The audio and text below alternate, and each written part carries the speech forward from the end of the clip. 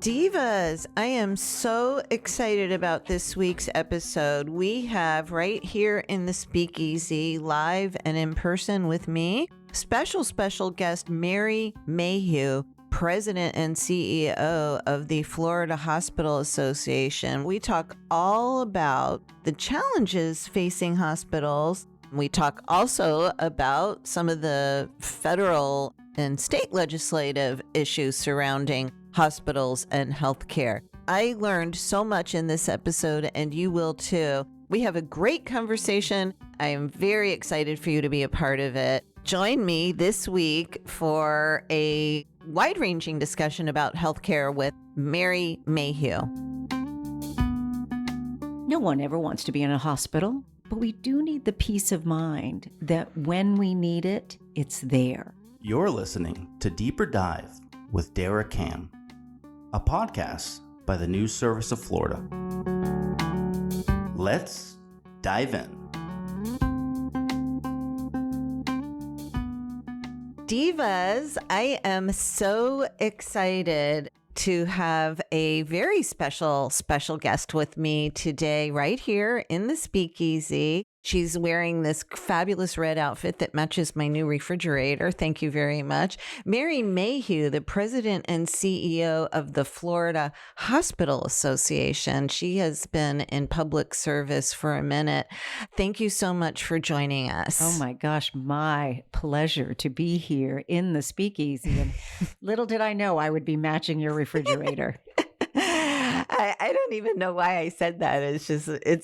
It's a very snazzy outfit. So also going to ask you guys to take some pictures of us for the socials. So that'd be great. And we will jump right into it. There's a lot going on. You know, it's been one of these weeks where I feel very prescient. I recorded an AI podcast with some folks yesterday. The day before that, the president came out with a lot to say about AI, as well as the governor. And we have been planning this for months, literally months. We've been planning this. The House Speaker yesterday unveiled, I guess I was taught in AP when I worked for the Associated Press, never to say unveiled unless you're talking about a painting or a sculpture. Interesting. So I will say issued their healthcare, a very sweeping healthcare proposal. And we'll get started in talking about that in a moment. But first, I want to ask you what you do and tell us a little bit about yourself. Our listeners are very sophisticated, so I'm sure they know who you are. But tell us how you ended up at the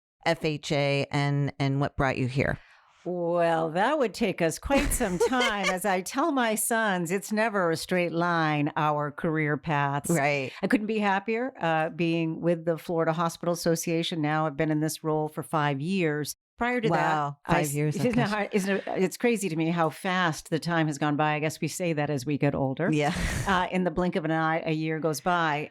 Prior to that, I served as secretary for the Agency for Healthcare Administration under Governor DeSantis. During COVID. During the beginning of the pandemic. And I will say this about that. There is nothing like a crisis of that magnitude to have the opportunity to get to know people around this state. And in that role, I had the privilege of interacting closely with hospital staff throughout the state, nursing home leaders, assisted living facilities. I just have such a profound appreciation and respect for the entirety of our healthcare continuum in Florida and what they did during that period of time and the commitment locally to coordination. We should just be incredibly proud in Florida. We see it all the time in the face of hurricanes. Oops, wrong one.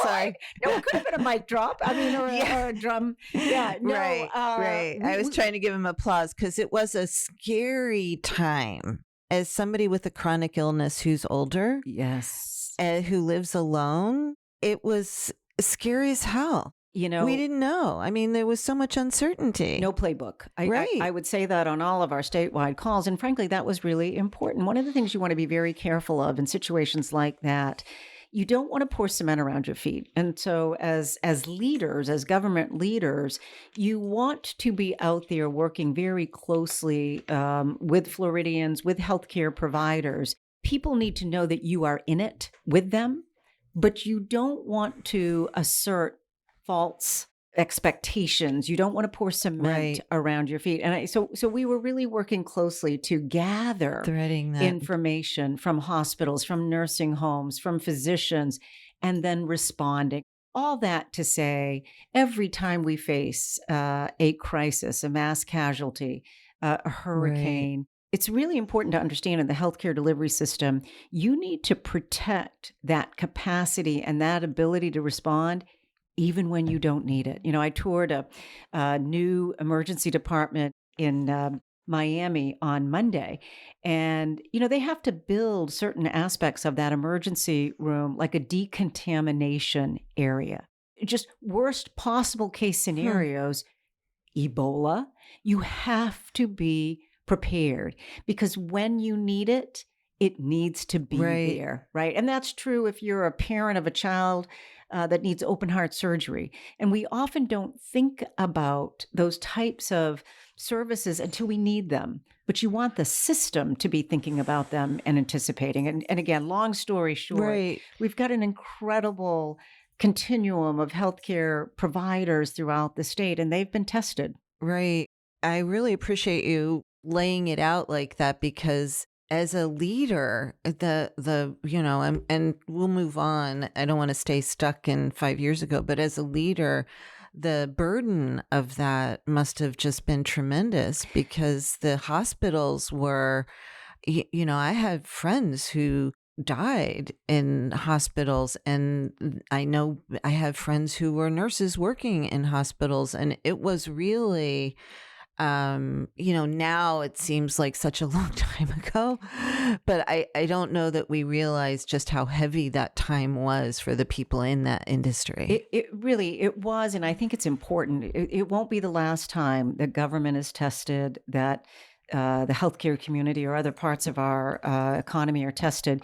Again, important. Government generally isn't nimble, and you don't want it to be, right? You want process to take a while in government agencies, but in the face of a crisis, you've got to be able to respond to the information you're receiving. And in my case, we needed to preserve capacity in the hospitals, and we needed to protect our most vulnerable in congregate living settings, nursing homes, assisted living facilities. And so I worked very closely with the governor at the time. We set up COVID isolation facilities, but we had to move rapidly. I also prohibited the hospitals from discharging anyone back to a nursing home who had the least bit of risk that they might have had COVID, because I didn't want one case to become 10 or 5 to become 50 in a nursing home because of the rapid spread in that environment. So, but we didn't have that playbook, and we had to be able to gather meaningful information and then lead and then continue to follow up based upon those decisions to make sure we were making the right decisions, and not get our backs up against the wall. Sure. Well, thank you for your leadership during that time. And we'll be right back with Mary Mayhew. 160 miles per hour or more. That's the strength of today's hurricanes. Winds that turn debris into deadly weapons. Storms that intensify overnight. They're hitting harder, faster, closer. Our homes have to keep up. Build for 160 and beyond. Go to beautyofblock.com/impact/southeast to learn more. That's beautyofblock.com/impact/southeast to learn more.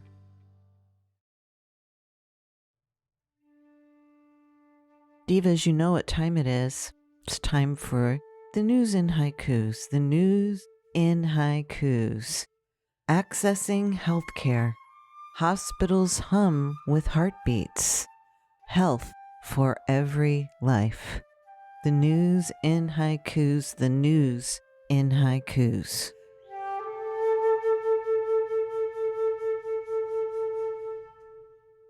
don't forget, we'd love to hear your haiku. You can slide them into my DMs, or you can send them to podcasts. That's podcasts with an S at e.newsserviceflorida.com. Wherever you're listening, please don't forget to subscribe and give us a rating if you like what we're doing. And we're back with the Florida Hospital Association President and CEO, Mary Mayhew. Let's shift into what you're doing as the head of the Hospital Association. Tell us a little bit about the biggest challenges facing hospitals. I guess I am that glass half empty gal. I just gotta admit it. I can't lie. You want to start out with talking about all the great things you guys are doing? That's fine. And then we'll get to the challenges. How's that? Well, it's good because, I've been accused of late when I do presentations around the state that they do sound sometimes a little depressing because of the headwinds facing healthcare. So let's start from the positive. Okay. Right. Third largest state. So are you half empty too, or? No, I refuse to accept that label. I am desperately working on optimism. I don't mean in your job. I don't mean in your job. Just in life? Generally. Well, I've been working on that. Listen, everything you read about healthy aging is all about a state of mind. I know. Right? Okay, so I'm focused on healthy aging. All right. Sorry for interrupting. I'm working. No, it's good. I'm working on that positive attitude. So starting from the positive, third largest state in the country, right? Mm-hmm. Still. Individuals flocking to our state, and as we know, very attractive to retirees to move to the Sunshine State. So from a healthcare perspective, that means, unfortunately, for those of us as we get older, we use more healthcare. Mm-hmm. And as our population over the age of 65, but you don't need to wait, unfortunately, to 65, the demand for healthcare services is skyrocketing. As we look at the healthcare system, you don't want to be responding to status quo or to the rear view mirror in healthcare. You want to be planning for the horizon. So that means a couple of things. One, you need to have adequate capacity to respond to the demand.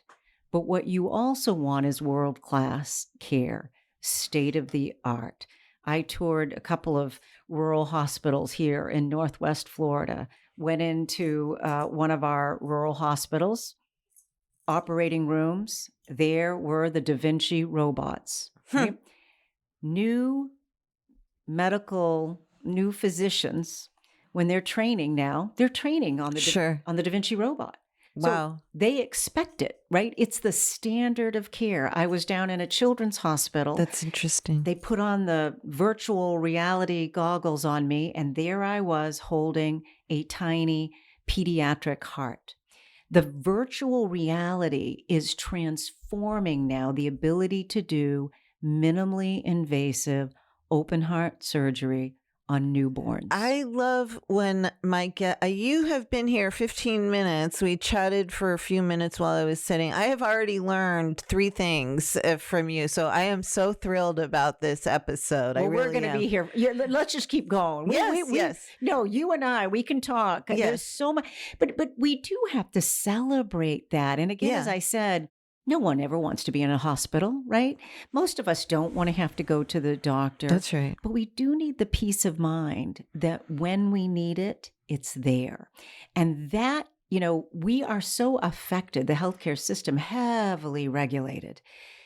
The policy debates that occur in Tallahassee and in DC, generally, they're not looking out much longer than the legislative session that they're in, right? That's or right. the next election cycle. Yeah. Again, that's the nature of. But as healthcare leaders, you can't just be looking out 6 months or a year. You've got to look at what specialists do I need to recruit. It's an infrastructure. It is. And you can't just flip a switch and invest in the latest CT scanner. You want to be making sure that you're anticipating those needs and responding to that demand. So that's the backdrop against which we evaluate legislative proposals. I got you. Budget deliberations. Are they going to help us continue to keep pace with the rapid changes in healthcare? artificial intelligence, which you've been discussing a lot Yes. about, right? Yes. Those are all elements of healthcare as well, and new technology, remote patient monitoring, hospital at home, Mhm. cutting edge, Yeah. right? Reimagining how care today can be delivered because of technology advancements. When I was my children were young, we would often have to go to the doctor's office at night on the weekends, or worse, to the emergency department for ear infections, Oh right? gosh, yes. Today, a mother can have a kit at home where telehealth will allow their child to be evaluated without ever leaving the comfort of their home. Yeah. How do we celebrate that and continue to support and foster those kinds of innovations and developments in healthcare? Well, that's great. There is a lot to be celebrating as you're saying, use the word celebrate. And as you're talking about some of these things with the advent of all of this technology in training and in practical use and the robots and the virtual goggles and whatnot, one of the issues that we hear talking about a lot is workforce. We've done things like affordable housing, bonuses. They've done different kinds of certifications for doctors from other countries. And, so now we're getting into some scope issues. I hope we talk about that because that's always a sexy scope issue every session. But I'm wondering, I guess it would just make sense that the advent of these technologies will ease some of that pressure on the workforce, but it doesn't eliminate it, right? No, and we're nothing without the staff, right? The Right. buildings alone can't respond, and so the heart and soul of certainly our hospitals, but this extends to behavioral health, to our physician practices, to long-term care, and we have numerous and different challenges throughout the healthcare workforce continuum. Certainly, I can speak to at the bedside in the hospital. We've been intently focused on our physicians, our nurses, our allied health. But we have lots of challenges as we look at how do we help people in their homes with home based care. But Help do hospitals get involved in that? Oh, 100%. Some hospitals may have skilled nursing facilities as part of their system. Right. They may support home health. But when hospitals look at the service needs of their community, they really are looking globally at population health. But just even bringing it back to the hospital, Sure. one of the areas that hospitals have to focus on is preventing preventable readmissions, Right. right? Right. And one of the biggest contributing factors to preventable readmissions is a lack of access to services to support. Think of the 85-year-old grandmother who needs help getting bathed, getting dressed, getting fed in her Mm-hmm. home. When she doesn't have access to those services, her condition may deteriorate, which may then lead to that readmission to the hospital. So, through the association, certainly through our members, we are actively engaged Of on course. how do we evaluate that full continuum. We do the same in behavioral health. Well, So I'm sure like you have to do like fall risk that's right. assessments and things like that. As somebody who's had several fractures over the past several years, I can tell you, I know, and I'm not an 85-year-old, but that is a huge deal for. I'd be curious to know what the data is on that, but I'm sure there's a lot of resources that takes. Yeah. And I'll start with the hospitals. We've had a great partnership with the legislature. Mm-hmm. As we emerged from the pandemic, we had one of the most challenging situations with high turnover rates, high vacancy rates in our hospitals. We were forecasting a supply of nurses that would not meet our needs as we looked out 10 years. Right. It's a great example of the legislature. In this vein, it's a great public-private partnership because of the role the legislature plays in supporting our universities, our community colleges. And they responded and they created the line and pipeline funds, which provided matching funds with hospitals to partner with their local nursing school, at the community college, at the university to help expand This is capacity. part of Senator President Pasadomo's Living Healthy It plan? preceded Before that, okay. but they built upon it, Okay. right? And so it's a great model. And what's the uptake on that? Is that It's actually been significant. It just, hospitals were already partnering. This just helped to further incentivize those Mhm. partnerships. The same needs to occur around allied health. You think about all the imaging that's occurring, especially, unfortunately, I will say this, we are seeing increases in cancer rates.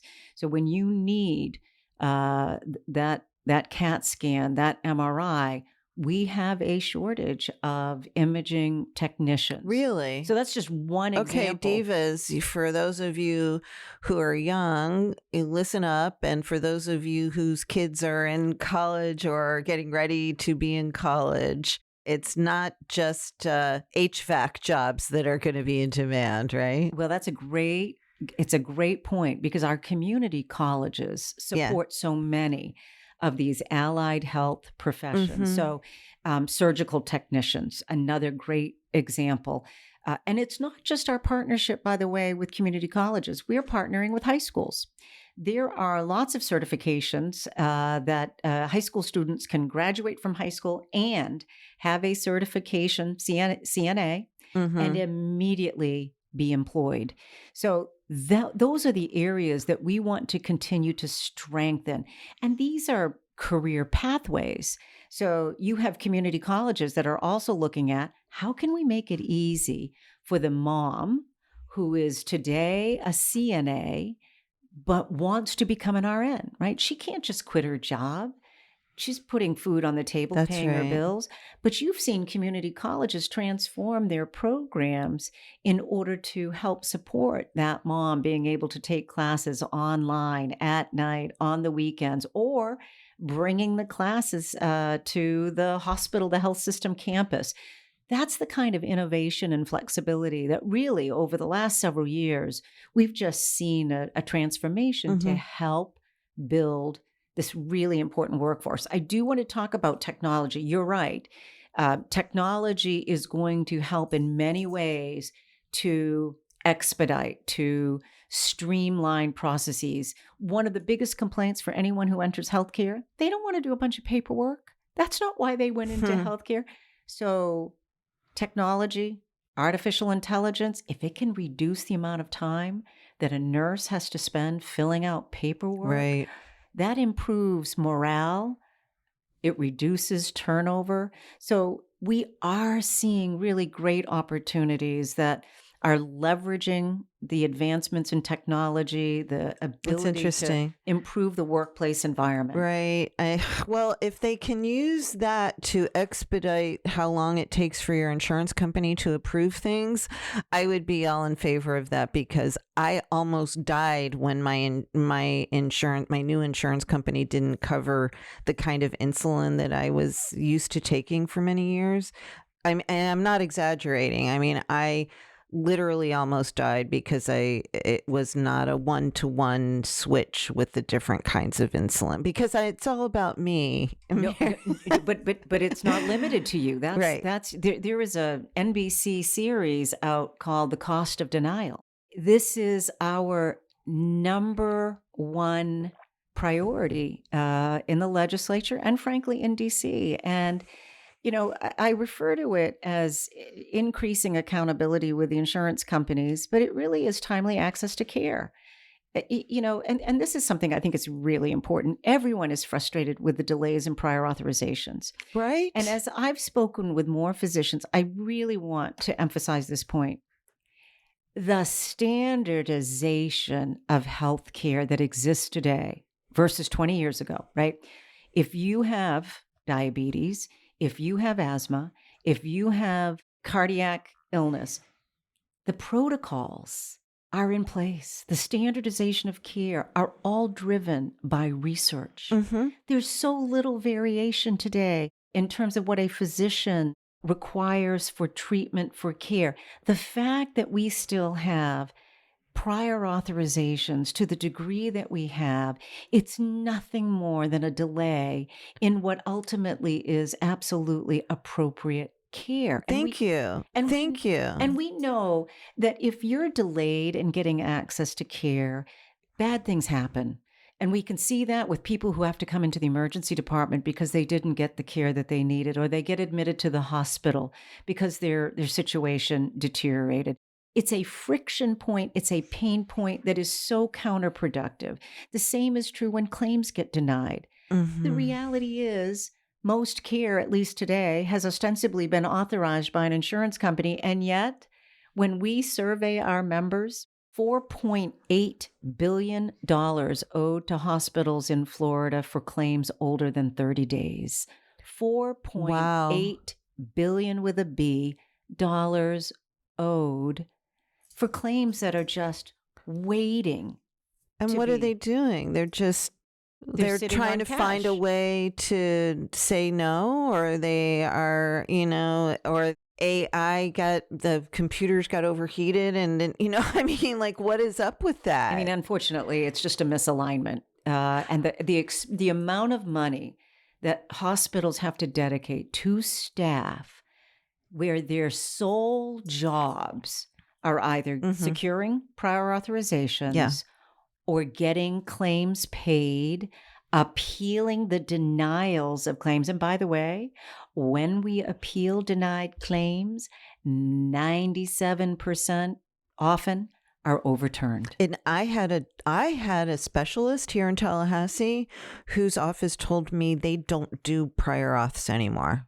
What do you mean? They don't pursue them? They won't do it anymore.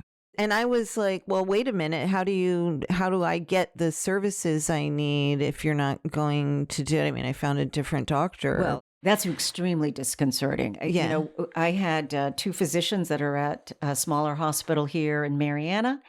The stories they told me. Now, this is a hospital that can't dedicate a team of 50 staff to be chasing authorization. So these are physicians Right. who are both providing services and then fielding phone calls from insurance companies begging for authorizations, begging for claims to be paid. That's taking them away from the care we need them to provide. How do you fix that? I mean, I don't know anybody who has been in the healthcare system, unless you're a healthy 20-year-old, chances are you've encountered this, but I don't know anyone who hasn't griped about the prior auth delay, as you say. How can that be fixed? There's a couple of things. First of all, it depends upon who is the regulator or oversees the plan. So at the state level, it's Medicaid managed care plans. So the legislature has a direct role and responsibility over those plans. So Sunshine, Centene, Humana. Commercial plans, Florida Blue dominates the private plans in Florida. And then Medicare Advantage, you can think about our demographics, our population in Florida. So Florida, for the longest time, led the country in the number of Medicare enrollees who are in the privatized Medicare Advantage. So that's United and Humana dominate, right? We have a lot of plans, but United and Humana dominate. That's at the federal level. So we've been taking our data, our information, both to the legislators here in Tallahassee and to Washington, D.C. So I think there's a couple things. One, transparency. Let's do some public reporting so that people can really see what's going on. And then secondly, we have legislation introduced now in Tallahassee to tighten up authorizations, to increase the timeline for shorten the timeline. Yeah, Yes, I was going to say, please don't. I don't want to increase anything. Yes, no, to shorten, to expedite those authorizations. We'll get emails on that one. Yeah. No, to take that back. To expedite those authorizations and to improve the timeliness of payments. So if the claim is clean, it should be paid. So we have legislation on that. In DC, we've been working for the last couple of years around a legislation called Seniors Timely Access to Care. Same principles to improve CMS's ability to have accountability and oversight over the Medicare Advantage plans. Okay, well I didn't mean to get down on that, but No, that's okay. there's so many points, there's so many pressure points, and you've got a stack of papers, and I'm sure that I'm taking you all around the world. Oh, it's but where I like to go. Good. I guess we kind of touched on this. I have a couple of questions that I've got. The shifts in patient demographics, and we talked about, I was actually emceeing a summit, an aging summit that the news service put on a Yes. couple weeks ago. Yes. And we had Michelle Branham was one of our keynote speakers. She was awesome. We had some great speakers. And oh, by the way, I have to say they were all women in this healthcare space, a lot of women in this healthcare space. And there were several people who made references to the silver tsunami coming. And there was a professor at FSU, a professor of in their aging, I don't know if it's gerontology or what it's called in their medical school at FSU. And she was great. I need to get her on this show. And she said, like, can we just stop calling it a silver tsunami? Because it sounds like, the end of the world is coming and that this is this dangerous, scary thing. And let's embrace like the, experience and wisdom. And of course, aging comes with challenges. We laid out a couple of them. But can you talk a little bit about the shift in demographics and what hospitals are seeing and what challenges that's posing? Well, I'll give you a great example. So one of the things that we look at are the number of individuals who get stuck in a hospital bed who no longer require hospital level of care, but we can't timely, safely, or appropriately discharge them. So of the folks that respond to our survey, so let's say 40% of the hospital beds respond, we had over 400,000 patient days of patients stuck in our hospital beds that no longer needed to be in the hospital.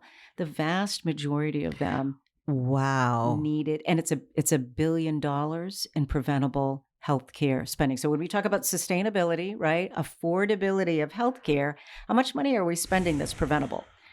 We could spend hours talking about that. There's so much more that can be done to improve the affordability of healthcare that isn't about simply cutting payments to physicians and to hospitals and to behavioral health providers.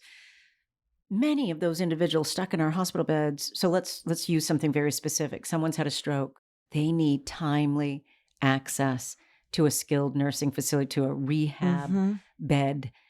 We're not getting timely authorizations for that care. Wow. They may need home health.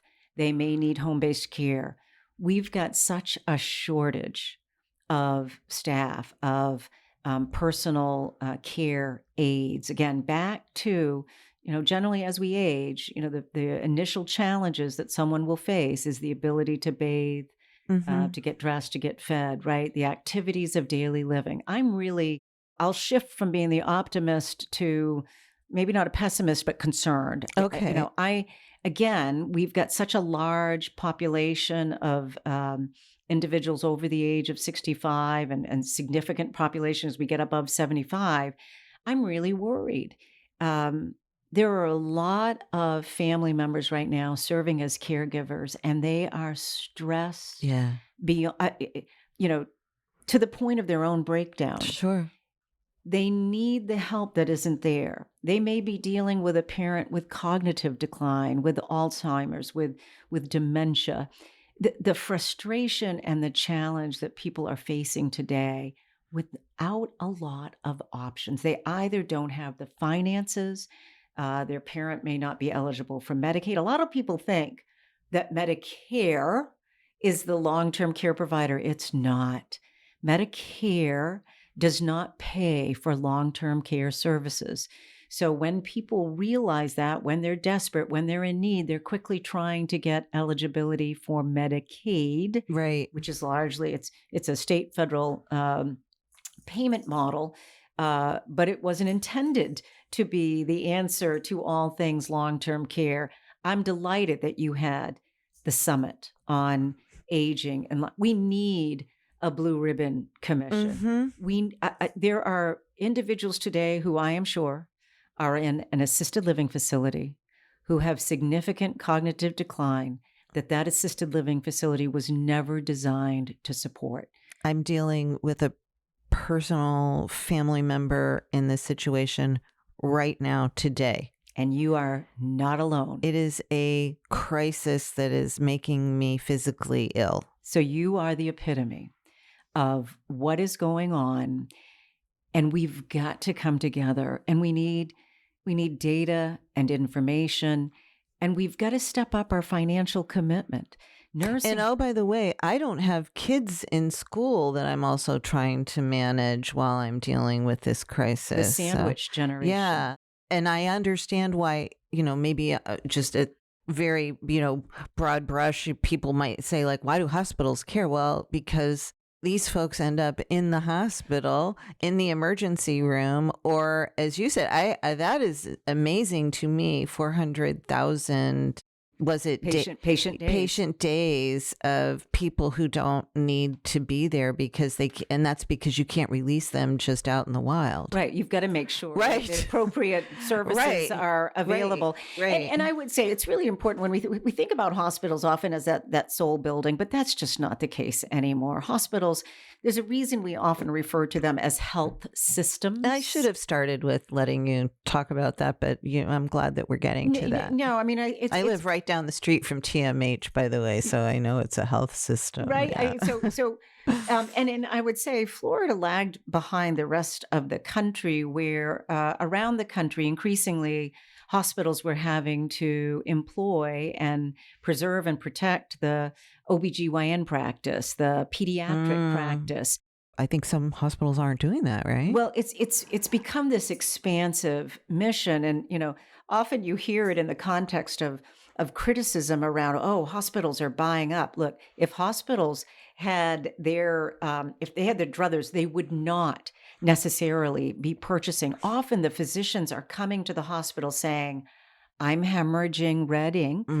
I am losing money on my practice because of the payer mix of Medicare and Medicaid. If you want my practice to stay in this community, you need to buy me out, right? I see. That has been happening increasingly in Florida. But again, later than what has occurred around the country.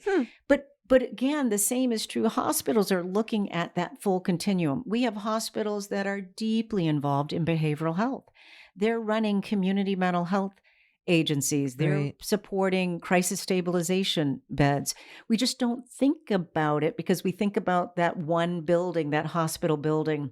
But they're increasingly looking at the breadth of needs, healthcare, and I would throw in social services, right? Because it's the totality of the individual and their needs. And we know their physical health tied to their mental health, and then often tied to what's their nutrition, what's their housing situation, all of that affecting their health status. So you can't just ignore those elements. And as a leader of the hospital association, I'm committed that we are engaged in these broader conversations around the security of our long-term care system in Florida. What's the vision? How do we come to the table with all the other stakeholders, roll up our sleeves, and help to alleviate the strain and stress that so many families today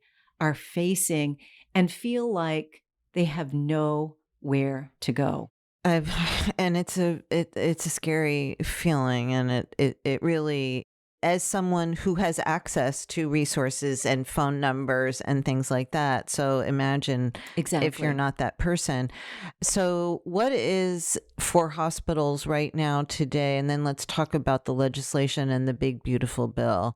What is the number one need right now today? If you had like a magic wand, what would your magic wand do?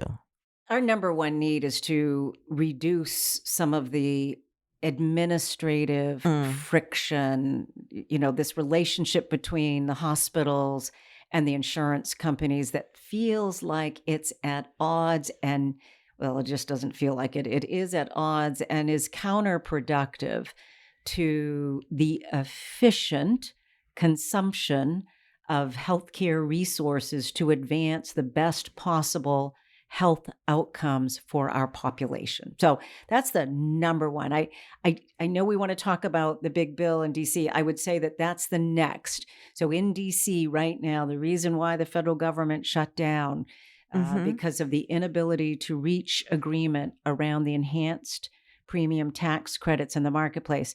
Our hospitals around the state, they are so concerned about that issue and the number of individuals in Florida who right now are at risk of losing meaningful health insurance coverage if those tax credits are not extended. They call them subsidies. They like to call them subsidies. I had Jimmy Petronis on amid the shutdown, and he repeatedly called them subsidies. And I said, you call them subsidies. One man's subsidies is another person's. Well, but and what has so frustrated me about this discussion is, and I'm not singling out Jimmy. He's a great guy. I mean, you know what I mean? No, and honestly, I think, the politics are ferocious. Some of it because of it came in the midst of, or it drove, an unprecedented. Because it was Obama.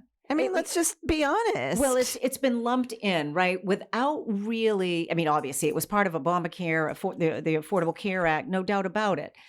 But you cannot simply suspend reality in this discussion and ignore the fact that long before the Affordable Care Act, the individual market in most states was unaffordable to any individual to purchase health insurance. So if you wanted to start up your own business, you could not possibly find either affordable small group coverage or coverage on the individual market. The individual market was long known as being in a death spiral. That was long before the Affordable Care Act. Now we have the Affordable Care Act in the marketplace.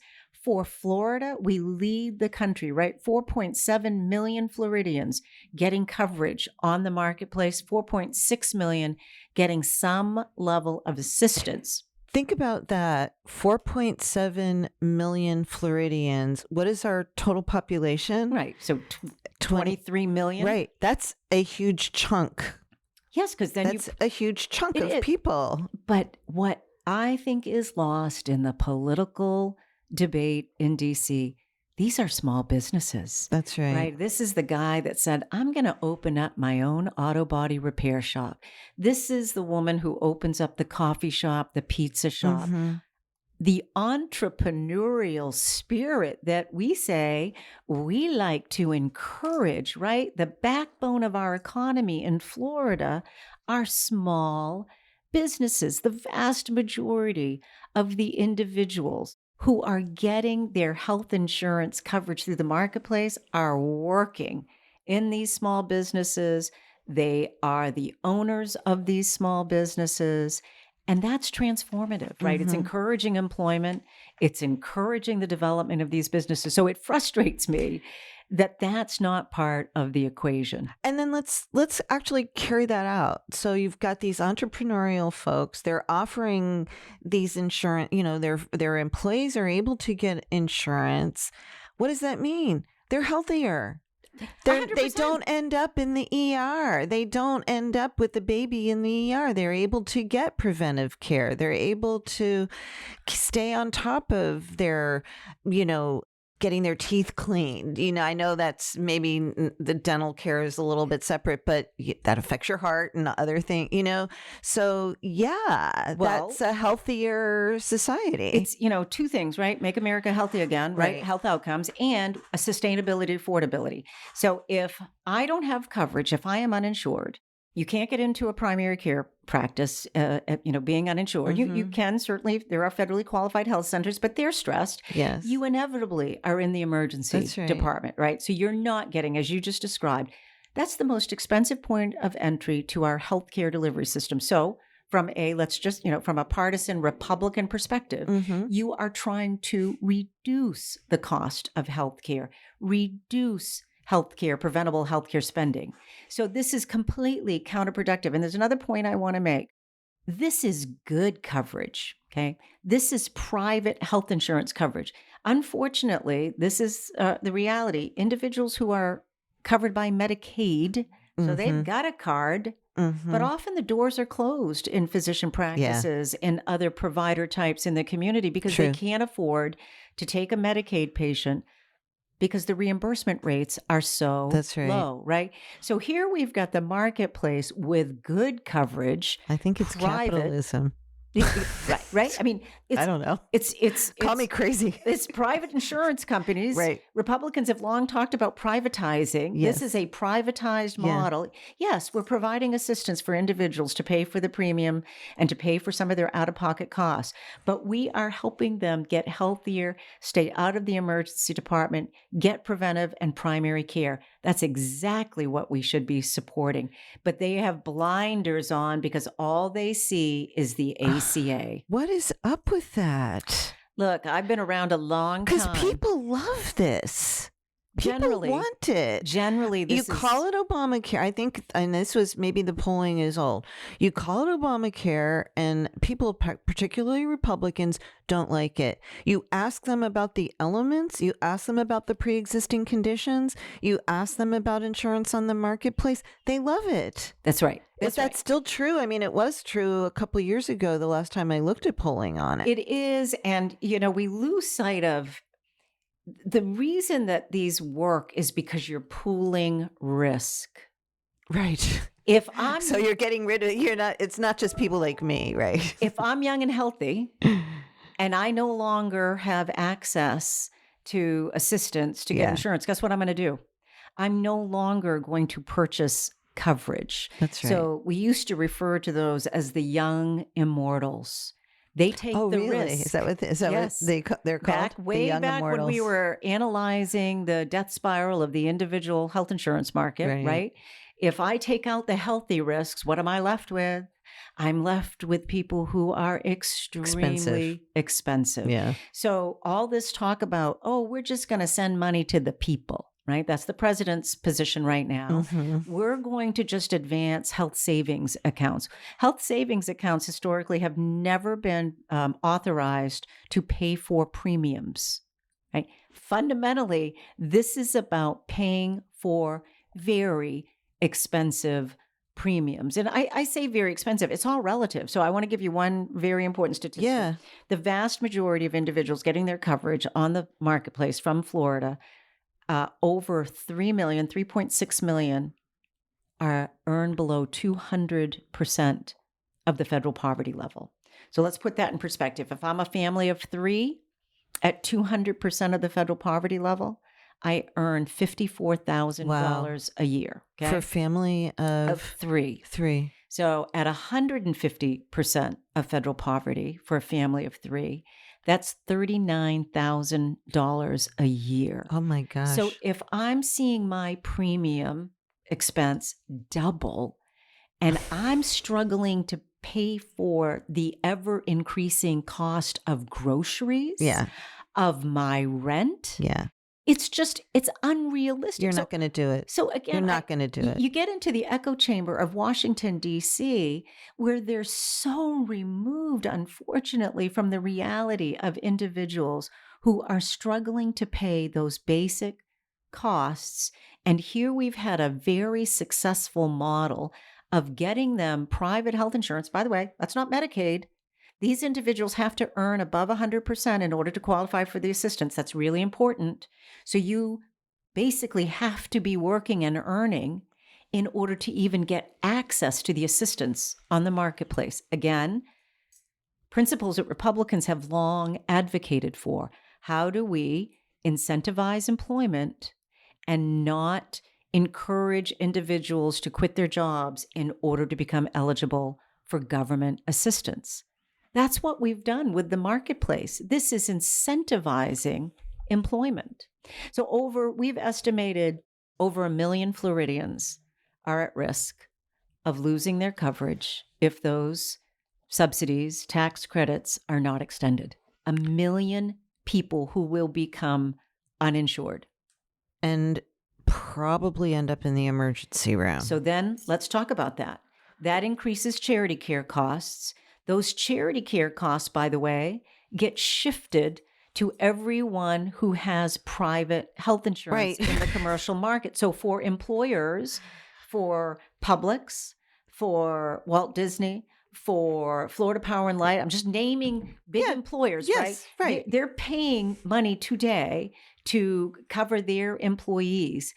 When our charity care costs increase, that increases their costs. So the affordability. And that's passed on to the worker yes. who gets, or the the policy holder. This is just so counterproductive to improving the affordability. You sound frustrated, and obviously you're frustrated, and I'm frustrated too because it's nonsensical. I mean, it's antithetical to as you laid it out so cogently. Thank you. I think this is supposed to. When does this kick in, and is there any light at the end of the tunnel here? Do we think there's a respite or an extension? And let me say this. So obviously, being fiercely debated was the reason for which the federal government shut down. Yes. And is it perfect? No. Would I love to see turning back the clock 25, 30 years and let's go back to a robust state-based commercial health insurance market? When people were younger, too? Yeah. but I think you and I know you can't just turn back the hands of time and recreate. The ship has sailed, as they say, right? This has been in place now for 10 plus years. So today, there is a debate going on. The Democrats have advocated for a clean extension. That's not going over well because there is some concern, legitimately so, around fraud, waste, and abuse, right? Okay. There are opportunities in areas to tighten up the integrity of the marketplace. Fraud, waste, and abuse have existed in healthcare since healthcare was invented, but okay. But let's not throw the program out. That's right. But we can certainly look at ways to strengthen the integrity. Okay. The other is a debate over the income cap.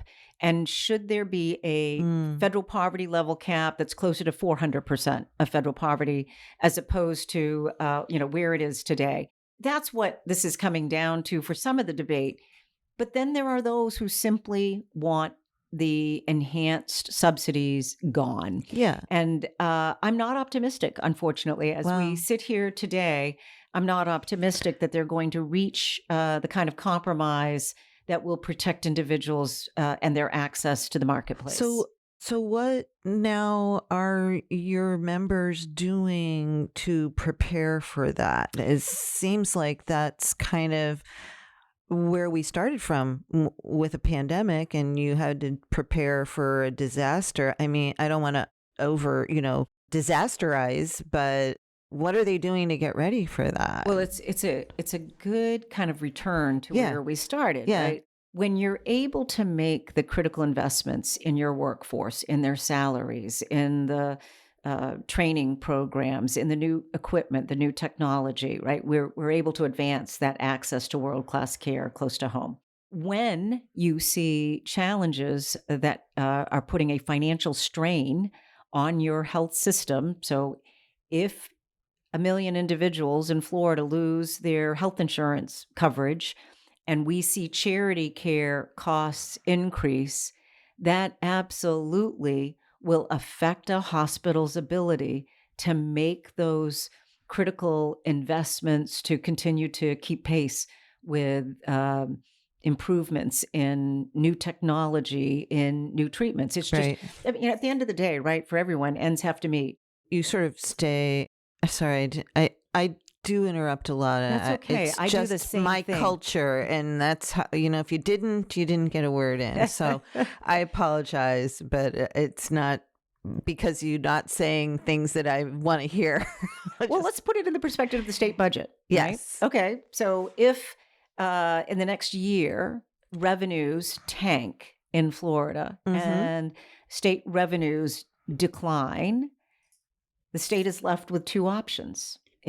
That they either cut services, which generally you have to look at education and healthcare because that's 75% of the budget, or you look at taxes, right? So in the context of the state budget, when revenues decrease, you've got to make ends meet. So for a hospital, if their revenues decrease from health insurance coverage and their expenses increase for charity care, they have to look at, Can I continue to subsidize the labor and delivery unit? Medicaid pays for most births. They pay Mhm. 47 cents on the dollar of cost. Wow. Hospitals are subsidizing their labor and delivery units.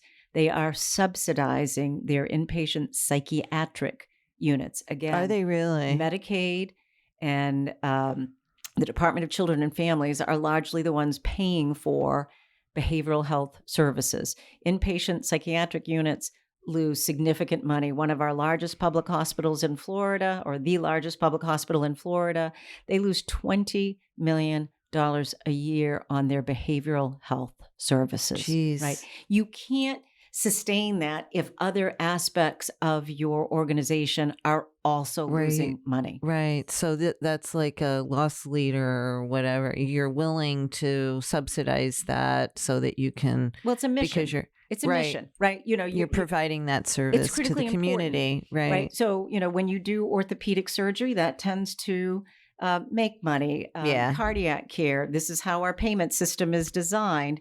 But those are the revenues, I'm often asked, how come the MRI for the hospital is so much more expensive than the freestanding MRI down the street? And I say, because that freestanding imaging center isn't delivering babies Right. or taking care of people with serious and persistent mental illness. People actually ask you that. Yeah, right. Yes, they do. And that's Okay. my response. That's a great response. Thank you. So do we want to talk about the House legislation? You've got a stack of papers, and I feel like I haven't asked you any of the questions that you want to talk about. No, we've covered so much. We really of have. what I've wanted to talk good, about. good. No, absolutely. We've covered a lot of 100%. territory. Yes. In terms of the recently announced and presented House I think it was legislation, just yesterday. It was. So if you haven't had a chance to digest it all, I fully understand. I haven't. We obviously have worked very closely with the legislature over the last many years, just talking about everything that you and I have just discussed, right? Yeah. How do we keep our focus on the horizon, and how do we show leadership in healthcare instead of a knee jerk? We've got to cut here. We can't afford this. And by the way, that is happening in other states around the country. You have health systems that are hemorrhaging red ink, many, many more that are in the red and with negative margins. Mm-hmm. We've had more financial stability in Florida, and you want that. Who wants to go in to a hospital that's hemorrhaging red ink, that isn't able to make the kind of investments in their workforce, in the equipment that's needed, right? Mm-hmm. So I'm anxious to look at the legislation, and I know they're trying to model this off of some of what is being discussed and debated in DC as well. Well, I do want to ask just at the 30,000 foot level about scope issues, because I think this is a perpetual issue that comes up in the legislative session. But I think in the bill, there is, more autonomy for, they're not ARNPs. There's something else now, right? APNRs, maybe? Yeah, so advanced practice registered nurses. Yes. APRNs. I was close. Yeah. Yeah. Yeah. And I'm not like saying they, yay or nay one way or another. I'm just saying this is a perpetual debate, a never ending debate. So do the hospitals, would that help to have more autonomous nurses for hospitals or not? So it's an interesting thing. As you know, I originally came here from Maine, and I think Maine adopted autonomous practice for advanced practice registered nurses in the late 1990s. So I have to say I was a little surprised, when I arrived here. But I get it, okay, right? that it wasn't a thing. But every state has these types of debates, right? And they don't just exist in healthcare, right? Everybody's trying to figure out, is this infringing on my turf, right? So if we just step back and we think about it that way, or sure, and in the legal community, should lawyers from other states be allowed to come without taking the Florida bar exam? Right. I mean, lots of examples, and it's not that there isn't also meaningful debate. What you don't want to do is create a scenario where somebody is practicing without the benefit of the right education and the right training and the right regulatory oversight through certification licensing, right? So we certainly understand all that. The debate that we've been having over the years is, are individuals practicing at the top of their license. Okay. If we just took a step back, we say scope. Scope sounds like I'm giving you more privileges than you necessarily should have based upon your education and your training, and that's certainly that is part of the debate. One of the things that is interesting that we need to understand about this legislation. So, when the federal government, as part of the One Big Bill, included a rural transformation grant, Yes. some of the strings that they attached to the grant, criteria against which they were going to evaluate a state's application, included policy provisions like certificate of need, i.e., we will favor states that have repealed CON. Okay. That's in the bill that was just introduced yesterday. They also said we will look positively at states that have allowed providers to practice at the top of their license. May have been put a different way, but encouraging autonomous practice where appropriate. I think that's also why we may be seeing some of these provisions. Now, there's some question, those applications for the Rural Transformation Grant are being evaluated now by the federal government. So I'm not sure how it will help improve Florida's standing with legislation that certainly won't be passed, before December. Right. So, well, I was just wondering if these things do, if that expansion, I mean, maybe we won't call it an expansion of scope. I like what you said, like allowing people to practice at the top of their, but is it, there's a lot of talk about a lack of access to healthcare in rural communities. That's well, and I'll tell you what, it's not limited to rural communities. And so, you go around the state and even with good coverage, you could be waiting 6 months to get into a primary care practice. And so if we could maybe set aside, some of the historical political debates and just what are we contending with in a lack of access to primary care in particular? And what are some of the options that help to support improved access to primary care? What is the team, the multidisciplinary team in a primary care practice and the availability of that multidisciplinary team, an advanced practice RN, that would improve timely access to care, importantly, without ever jeopardizing quality. So we still want those principles, right? Timely access, do not jeopardize quality. You don't want to say, for the sake of access, I'm going to lower the bar of my expectations for their training, their education. So that has to still be front and center. But with those criteria, with those principles in mind, how do we address the challenges we face today? If I am a medical student and I'm looking at nearly $500,000 in student debt, I may not be motivated, incentivized to become a family physician, right? I may be motivated to become an anesthesiologist. That's right. Fill in the blank. Orthopedic surgeon. An orthopedic surgeon. Cardiology. That's our reality, right? Do we have enough who are pursuing? And if not, And do they want to live in Palatka? Right. Rural communities are, and as you said, obviously. No offense. I mean, I love Palatka. No, I'm not singling them out for any negative, nothing pejorative about Palatka. Rural communities are challenged to attract and retain physicians. But I want to put a finer point on this. Okay. When we look at hospital utilization, the vast majority of services that are being utilized often relate back to individuals with chronic disease. Hello. So then you look at how much of that could be better managed. Obviously, we all want to work on prevention. Right. But if you're not managing your diabetes, that's right, you're going to end up in the emergency department, admitted to the hospital. We have long known that primary care is the answer.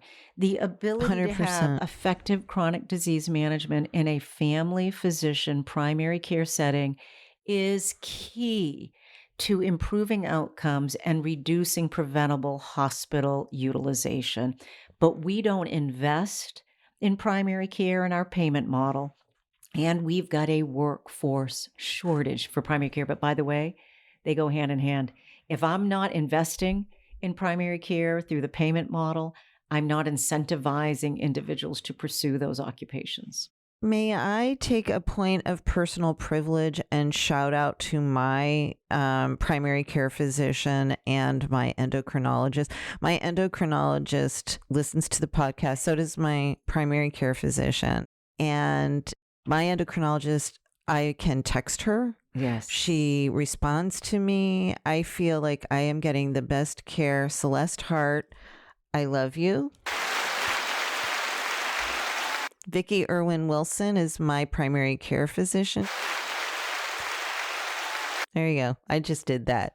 But I did that. It's staying in. But it makes a difference, right? When you have that kind of I feel support. I'm in the best hands. And when I didn't have a physician, when I didn't have a specialist, especially with my type of diabetes, I've had it for over 40 years, a primary care physician Vicki could probably manage it. I love Celeste. She's up on all the latest research and everything.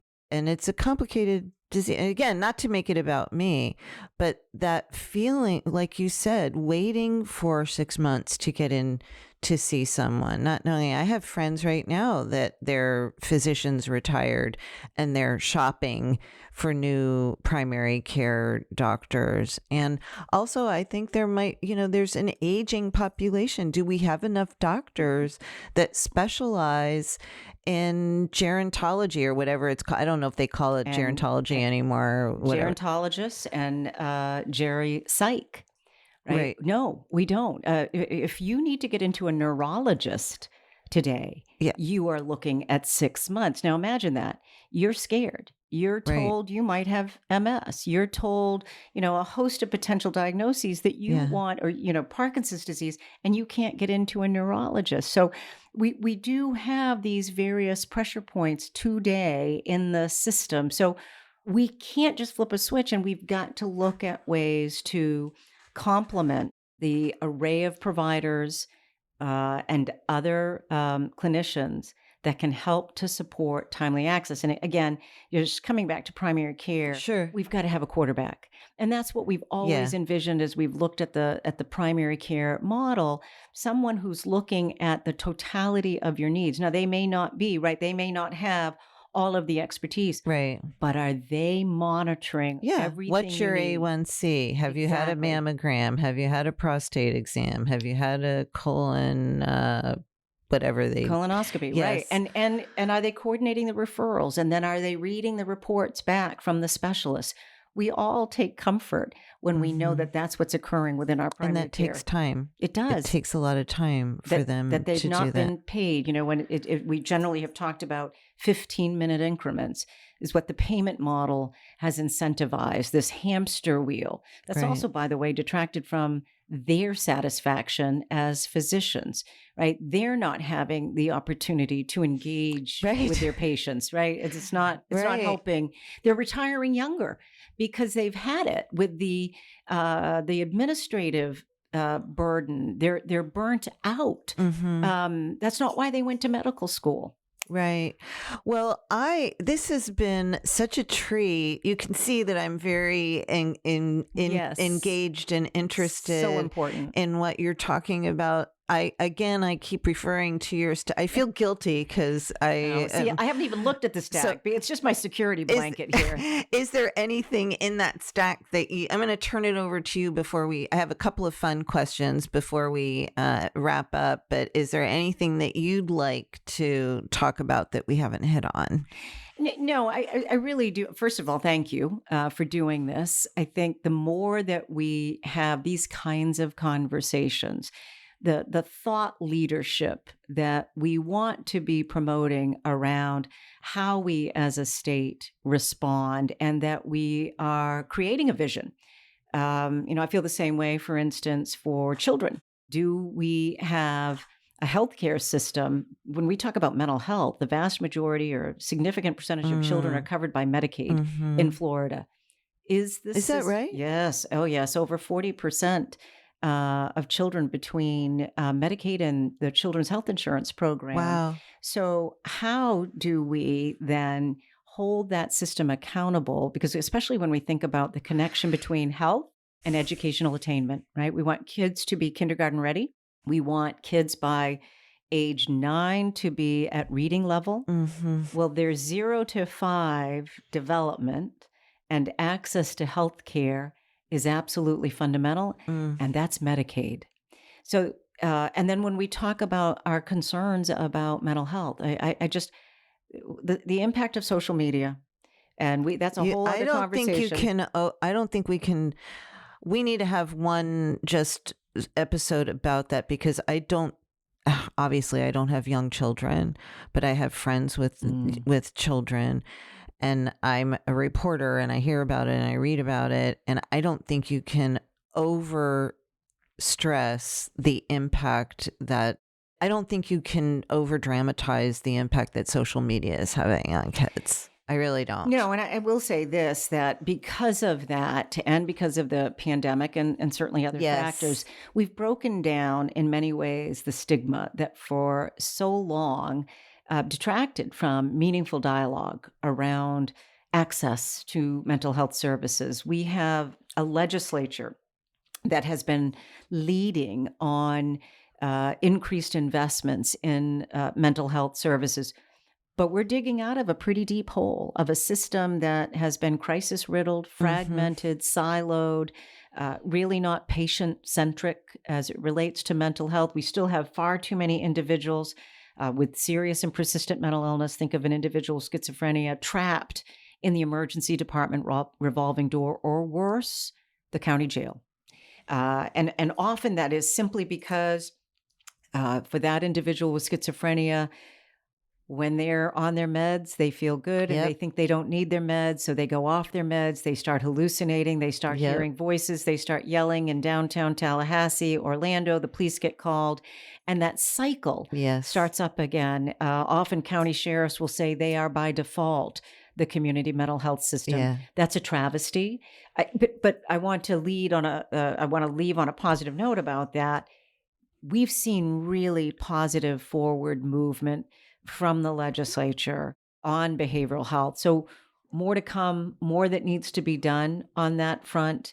But all that to say, we need this broad vision for what we want across our healthcare continuum for our children, for our elderly and aging population, for individuals with intellectual and developmental disabilities, for those with mental illness. And we have data at our fingertips that can help to enlighten how effectively are we meeting the needs of those individuals. We need to use that data to further guide decisions. It's all interconnected, Yes, right? it is. It's all, and this has been fabulous. Really, thank you so much. It's been pleasure. very informative and to me exciting because it's, again, half empty, half full. It is, a lot of pressure points and a lot of uncertainty. But I really do appreciate it. Let me ask you a couple of fun questions. Okay. You probably don't listen to the podcast, but those of our divas will know that this is a question that we ask everyone. So, okay. Crocs, yay or nay? Nay. Okay. Not even a hesitation. Okay. Tesla, yay or nay? Nay. Favorite app on your phone? First of all, iPhone or iPhone. Okay. Favorite app? Lately, ChatGPT. ChatGPT. I had someone else and they told me Gemini. Well, I also just downloaded Gemini. Yes. Wow. So yes, I'm learning a lot. Huh. Okay. And then the last thing is, do you have any holiday traditions that you would share with our divas? Well, I actually have one more after that. Well, I am from Maine, and so it really is just that I return to Maine and gather with the family, and I will be undoubtedly this year, I believe, in a white Christmas. Okay. And then the last thing is there anything about Mary Mayhew that our listeners might not know about you that you'd be willing to share? Oh gosh, what a great question. Let's see. Gosh, I'd say the only thing that I would share, I historic or years ago, big into gardening, big into gardening, and became quite the expert on composting. Well, I have a little compost. It's a system that is on a cart. It's called a sub pod. They don't make them anymore. And the composting thing is in the center of it. And then it's got two little trays to grow things. And that's where I grow my herbs on my deck. See, well, I had about 9 acres in Maine, and Oh my I gosh. was trying to turn every inch of it into some little garden spot. Yeah, well, Wow. I can't say that I've taken that up though yet What in was the Florida. favorite thing that you grew? Oh gosh, great question. I grew a lot of tomatoes. Wow. Yeah. One thing that I grow, I have some raised beds here in town and on my little property in Lafayette Park. And one thing I always grow in the winter because it's so easy and fun is snap peas, and you can Yes. grow them from seeds, and string beans, and they grow from seeds, and it's so fun watching them grow and climb up the trellis. And I had a lot of groundhogs that loved to just stand in Oh, my yeah. garden and look at me while they Right, ate I the know. green beans. So, yeah, no, I feel you. I haven't taken it up again, but here's hoping. Well, Mary Mayhew, President and CEO of the Florida Hospital Association, it has been a treat. Thank you so much for joining me today. Thank you for the invitation. This has been lovely. Thanks for listening to Deeper Dive with Dara, a podcast by the News Service of Florida, hosted by News Service senior writer Dara Cam and produced by me, Mike Exline. Music for the podcast was recorded by Periodic Labs, LLC.